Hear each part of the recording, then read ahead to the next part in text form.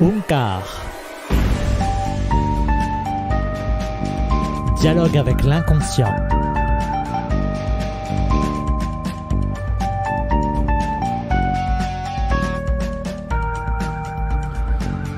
Bonjour à toutes et tous et bienvenue pour ce 4e podcast autour de l'hypnose et de la technique de la méthode Onkar.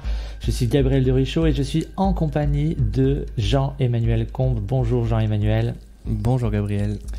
Et aujourd'hui, on avait décidé de travailler, d'évoquer, de parler des phénomènes idéomoteurs. C'est quoi, Jean-Emmanuel, les phénomènes idéomoteurs ? Alors le phénomène idéomoteur est un phénomène hypnotique et plus particulièrement le premier très souvent qu'on utilise pendant nos séances d'hypnose. C'est un phénomène où à un moment donné le corps, l'inconscient va développer un geste, va faire bouger une partie du corps sans que le conscient n'y mette la moindre attention, la moindre énergie, la moindre force. Ça donne l'impression que quelque chose dans notre corps bouge tout seul. Et cette impression, comment ça se fait en fait ? Parce que comment on peut être sûr que c'est pas soi-même qui bougeons quelque chose ?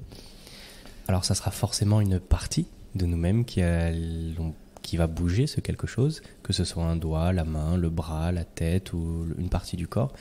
Maintenant, l'idée, c'est que ce ne soit pas nous consciemment qui fassions le mouvement. Et cette perception, en fait, elle se reconnaît par cette idée que quand le phénomène se produit, on a la certitude, à un moment donné, que c'est pas nous qui avons fait le mouvement. Mais c'est pas parce qu'on a l'impression que c'est pas nous, que c'est pas une autre partie de nous. En revanche, il faut vraiment avoir cette certitude que c'est pas moi consciemment qui suis à l'origine du mouvement. Et pour ça, on développe plein d'outils, plein de techniques qui permettent de s'assurer de cette véracité-là. D'accord. Et donc ces mouvements, c'est autant dans les mains que dans le reste du corps, on est d'accord ? Oui, la possibilité est vraiment infinie. On pourrait faire bouger le petit doigt de la main, tout comme l'orteil, ça changerait pas grand-chose. Après, on va plus jouer sur la capacité du conscient à laisser faire des mouvements peut-être plus simples dans un premier temps, comme les mains, alors que laisser bouger sa tête, c'est quand même un petit peu plus compliqué. Et du coup, donc, quand on est hypnotisé, on sent cette force-là finalement qui agit à travers nous.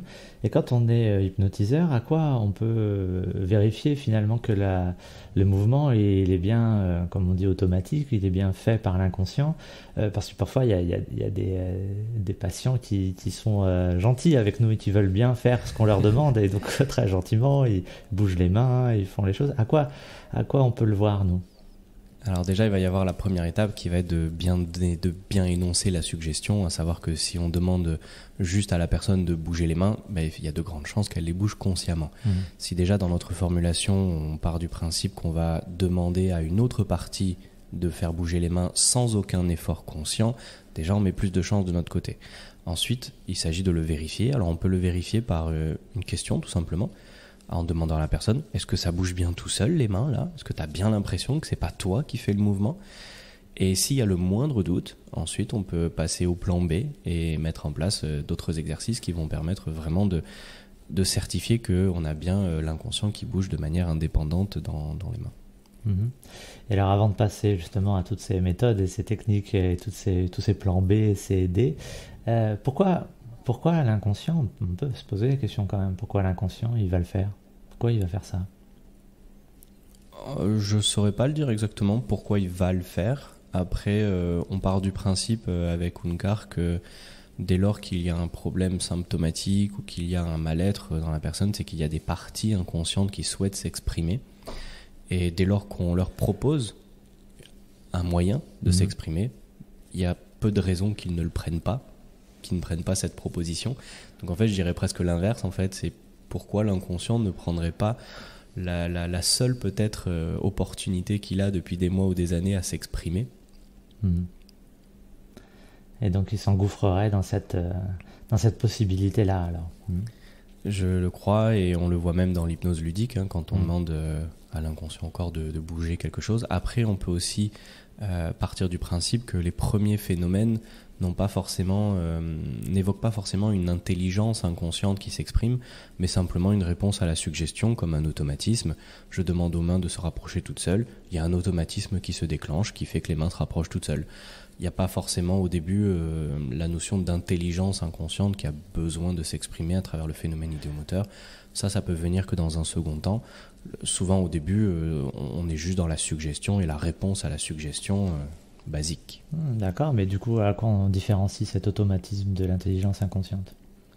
C'est là tout le travail de l'hypnotiseur, de partir de quelque chose d'automatique, d'assez basique, où on demande aux bras de se rapprocher, ils se rapprochent, on leur demande de s'écarter, ils s'écartent, et petit à petit d'introduire une communication avec quelque chose à l'intérieur qui aurait besoin de s'exprimer, une communication plus intelligible où on va introduire des signaux qui ont un sens. Par exemple, les mains qui se rapprochent, ça voudra dire oui, les mains qui s'écartent, ça voudra dire non. Et on peut ensuite poser des questions, avoir des réponses qui vont même surprendre le conscient très souvent, qui ne s'y attend pas. Et petit à petit, on ressent en fait une communication qui devient de plus en plus complexe et complète grâce à nos outils de communication avec l'inconscient qui utilisent tous le phénomène idéomoteur, ou presque. Et ainsi, comme ça, on développe, et on a à la fin une vraie communication avec quelque chose que l'on peut estimer intelligent, mais de la même manière qu'on le ferait dans un test où on cherche à, par exemple, je sais qu'il y a beaucoup de tests qui ont été faits comme ça, je me souviens plus le nom, où on communique avec une intelligence artificielle et on essaie de savoir est-ce qu'il y a un être humain ou pas derrière. On communique avec quelque chose, on ne sait pas ce que c'est, et on dit est-ce que c'est une intelligence artificielle ou est-ce que c'est un être humain qu'on a en face de nous. Là c'est un petit peu pareil, est-ce qu'on a un automatisme ou est-ce qu'on a une intelligence plutôt en face de nous, et on va le ressentir à fur et à mesure que la communication se développe. Du coup, passons au plan B. Alors, quand ça fonctionne pas ou quand on veut vraiment s'assurer que le mouvement idéomoteur puisse prendre plus d'ampleur, qu'est-ce qu'on fait? Alors, il va y avoir déjà effectivement le plan B quand le phénomène idéomoteur marche pas bien. Il y aura même le plan C quand il marche pas du tout. Alors, déjà le plan B. Le plan B quand le phénomène idéomoteur fonctionne, mais le conscient a l'impression finalement d'aider un petit peu le mouvement. Oui.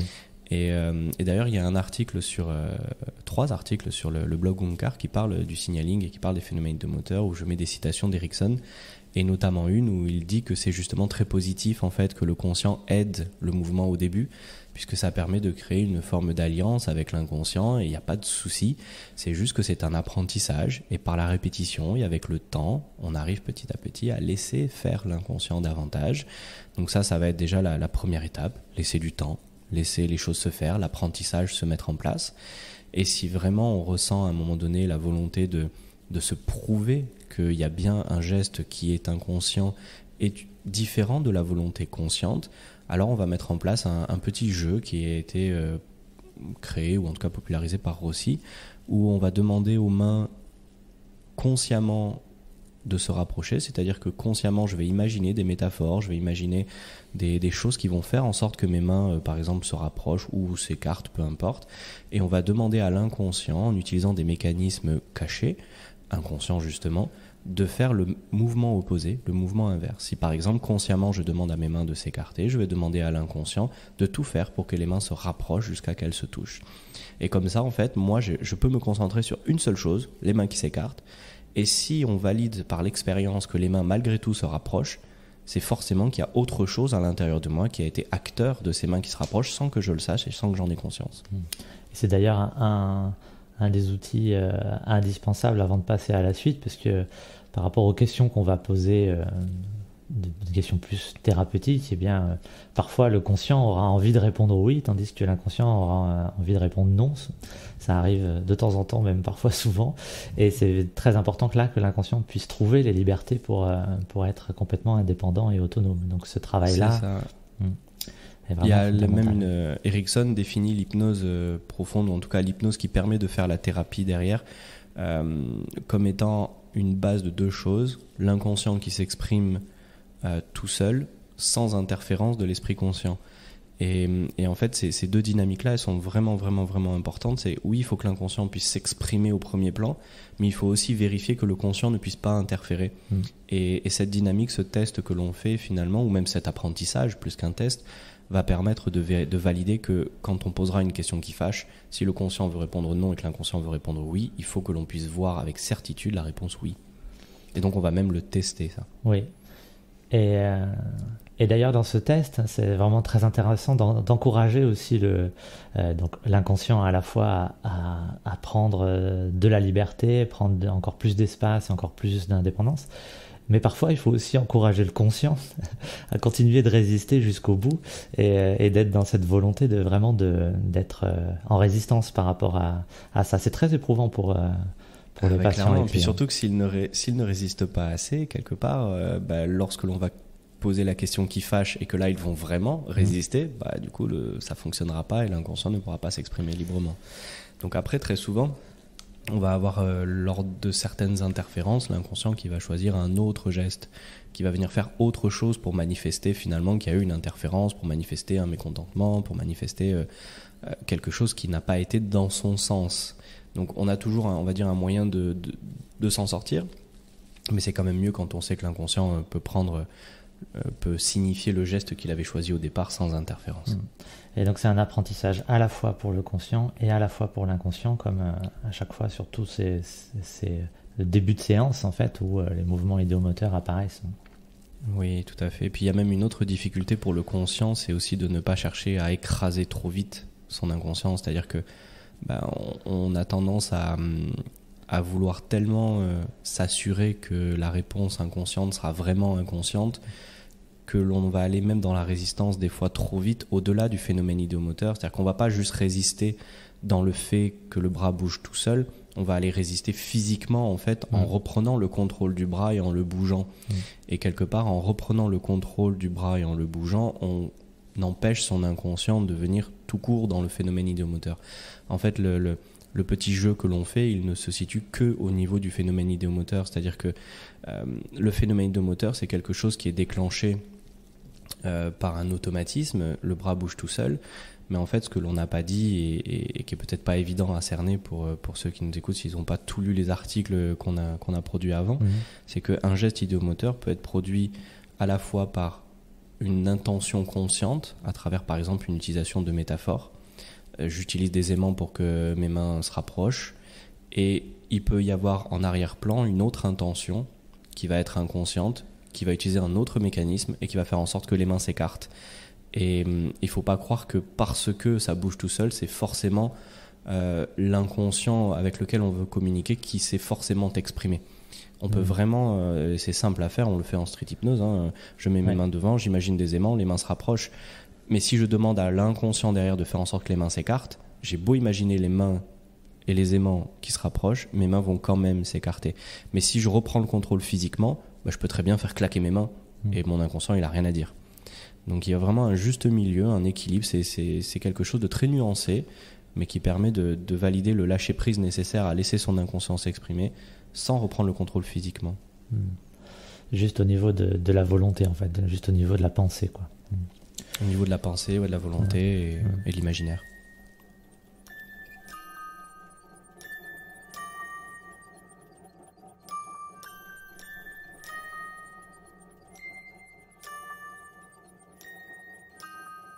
En fait, là où on est, c'est-à-dire qu'à la fois pour reconnaître l'automatisme et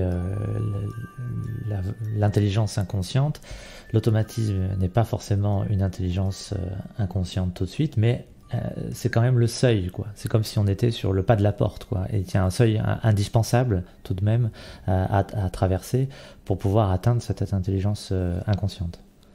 Selon Milton Erickson, il y avait vraiment cette idée que le phénomène idéomoteur est le créateur de la transe somnambulique, qui est vraiment l'intelligence inconsciente qui vient s'exprimer dans un état d'éveil et non pas dans un état d'endormissement. Donc le phénomène idéomoteur de base crée ou en tout cas révèle cette intelligence inconsciente. On le voit notamment aussi dans l'écriture automatique dont on reparlera plus tard, où il est prouvé aujourd'hui que le simple fait d'avoir un stylo qui bouge tout seul sur une feuille, avec un bras qui bouge tout seul sur la feuille, crée en fait ou révèle une intelligence inconsciente, et on revoit ça dans les phénomènes médiumniques, etc. On pourra en reparler longuement. Par rapport à cette idée on va dire de dualité entre conscient et inconscient par rapport au mouvement idéomoteur, Parfois, l'inconscient, parce que souvent, on suggère d'abord sur les mains et sur les bras, parce que c'est ce qui nous paraît le plus simple. Parfois, en fait, c'est intéressant pour l'hypnotiseur d'aller observer aussi ce qui se passe dans le reste du corps, parce que parfois, il se passe rien au niveau des bras et des mains, mais l'inconscient a trouvé d'autres endroits où il agissait par rapport à l'équilibre, au balancement, par rapport des fois aux épaules, des fois à d'autres endroits. Je sais que j'ai des personnalités, des danseurs professionnels par exemple, et où c'est très, très intriguant de voir comment le corps bouge, parce qu'ils ont l'habitude, les danseurs professionnels, de gérer leur corps en fait, et d'être dans le contrôle perpétuel de tous les mouvements, quoi. Donc leur laisser aller vers des mouvements, c'est très compliqué. En revanche, il se passe des choses au niveau du corps très étonnantes qui les étonnent eux-mêmes à travers ces mouvements idéomoteurs quand on les demande. Donc c'est bien de regarder un peu partout en fait ce qui se passe.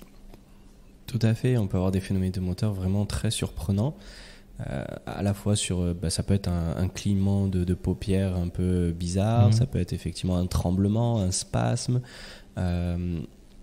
J'ai même eu une fois un phénomène idéomoteur avec une larme en fait qui coule que d'un côté d'un œil. On peut avoir des phénomènes qui sont aussi au niveau des articulations. On peut avoir des choses aussi internes qu'Erickson utilisait pour les personnes résistantes, c'est-à-dire des phénomènes, des signalings un petit peu plus internes en termes de sensations, mais qui sont vraiment impossible à créer consciemment. Par exemple, une tension au niveau de l'estomac que l'on va ressentir comme étant vraiment impressionnante et absolument pas reproductible consciemment. Des petites choses comme ça que l'on peut aussi utiliser. Maintenant, ce que l'on préfère dans la pratique de l'hypnose thérapeutique, c'est évidemment quelque chose qui soit visible par l'hypnotiseur, que l'on puisse quand même avoir un dialogue avec l'inconscient, avec des réponses que l'on voit, que l'on perçoit.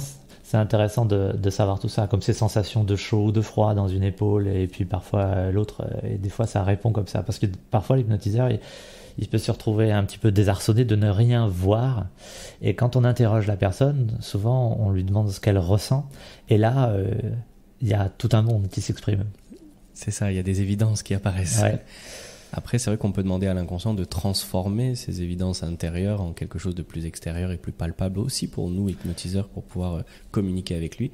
En général, c'est quelque chose qui est compris par l'inconscient. C'est plus un niveau de difficulté supplémentaire. C'est plus facile d'exprimer quelque chose à l'intérieur que de manifester un phénomène idéomoteur palpable à l'extérieur qui peut demander plus d'énergie, surtout quand il y a des tensions corporelles qui par exemple vont nécessiter une énergie plus forte pour créer un mouvement, alors que si la personne est bien détendue, bien souple et l'inconscient a besoin que d'un tout petit peu d'énergie pour créer le mouvement, c'est beaucoup plus simple.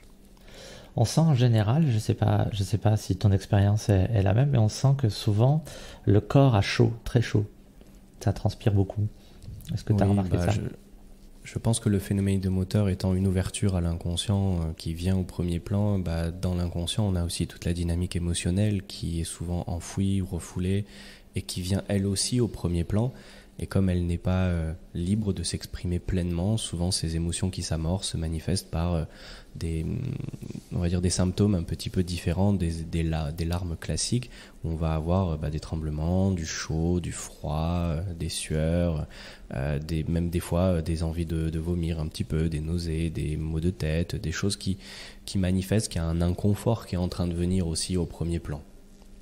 Tu disais une fois quelque chose que je trouve vraiment très intéressant, c'est que le mouvement, c'est l'inconscient et l'immobilité, c'est le conscient.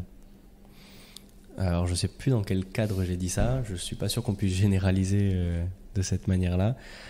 En tout cas, ce qui est vraiment sûr pour moi, c'est qu'il y a une idée vraiment de renouvellement à un niveau inconscient, de mouvement effectivement permanent. Alors qu'au niveau conscient, on peut être à la recherche symbolique. C'est pas dans le geste forcément, mais dans la symbolique de confort, de sécurité, et que dans ces dynamiques et ces valeurs-là, c'est vrai que le côté statique est beaucoup plus rassurant que la mobilité permanente, y compris émotionnelle, y compris corporelle. Et même dans les choix de vie, en fait.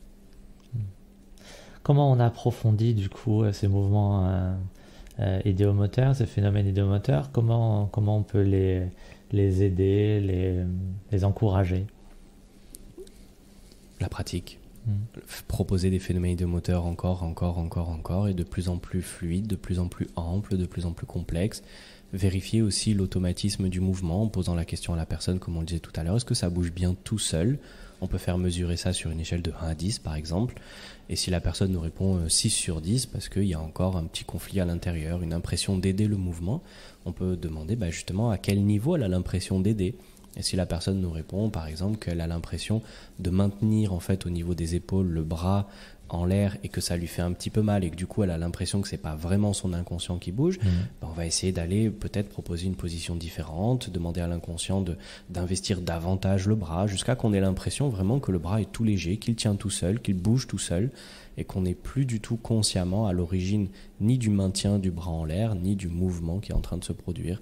Et on va pratiquer et ça peut durer des heures et des heures et des heures jusqu'à avoir vraiment le phénomène de moteur entre guillemets idéal. En auto-hypnose, on peut le faire? On peut, on pourrait, on doit, on devrait faire des phénomènes idéomoteurs. C'est à mon avis même, ça devrait être la base de toute auto-hypnose. Je ne suis pas forcément fervent défenseur des auto-hypnoses de relaxation, de détente. Ça fait du bien, mais il manque selon moi la communication avec son plus grand allié, son inconscient, son corps. Et le phénomène idéomoteur étant la première étape indispensable, je pense que ça devrait être obligatoire de s'entraîner à faire des phénomènes idéomoteurs pour laisser plus de place à son inconscient, ne serait-ce que quelques minutes de temps en temps. Donc en auto-hypnose, mettre à la fois debout ou assis si jamais on préfère. Le mieux c'est debout quand même, on est d'accord? Alors en auto-hypnose, j'ai pas forcément de préférence, je dirais juste pas allongé. À partir du moment où la colonne vertébrale est, on va dire, n'est pas reposée voilà, sur un fauteuil ou dans le lit, ou dans ce cas-là, on va plutôt vers le sommeil, la relaxation et souvent l'endormissement en auto-hypnose. Donc position debout, mais ça peut être une position debout qui est courbée, avec le dos un peu courbé, la tête penchée vers l'avant en étant relativement détendu. Ça peut être une position assise droite, ça peut être une position peu importe, mais pas allongée, quoi, pas affalée. Et du coup, on propose à l'inconscient de venir dans les mains, dans les doigts. On parle à voix haute?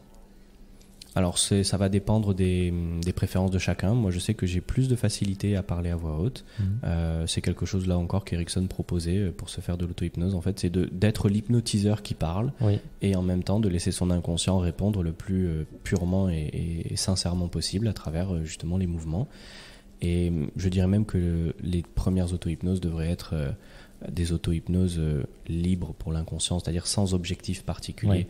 Si la première des auto-hypnoses que je fais, c'est pour aller me libérer d'une maladie X ou Y ou d'un symptôme, il y a de grandes chances que cet enjeu-là, en fait, m'empêche de laisser l'inconscient s'exprimer librement. Donc la première partie devrait être vraiment on joue, on apprend à se découvrir, on apprend à se connaître, on voit est-ce que ça bouge tout seul ou pas, et à quel rythme, et comment on peut laisser faire.